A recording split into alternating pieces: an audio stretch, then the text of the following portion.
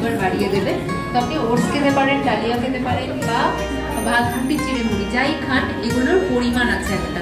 তো সেই পরিমাণ কতটা খাবেন, আপনি এক থালা ভাত নিয়ে বসে পড়তে পারেন না, আপনার সুগার আছে, তো সেটা মাথায় রাখতে হবে। তো সেই জন্য একটা ছোট কাপের যে 1 কাপ সাইজ, সেই সাইজের মাপের ভাত খাবেন আপনি সারা দিনে।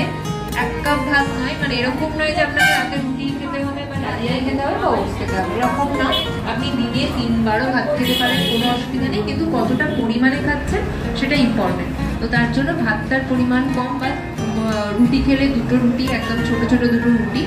আর সবজির পরিমাণ বাড়িয়ে দেবেন, কার্বোহাইড্রেট কমিয়ে সবজির পরিমাণ বাড়িয়ে প্রোটিন যেগুলো আইটেম, মানে আমার হতে পারে মাছ, ডাল, সবজি, এই জিনিসগুলো বাড়াবেন। আর খাবারে দই রাখবেন, টক দই, মিষ্টি দই না। চিনি, মধু, গুড় কোনোভাবেই খাবারে যাবে না। আপনাকে যদি কেউ বলে যে চিনি না খেয়ে গুড় খাওয়া যাবে, এটা খুব ভুল কথা।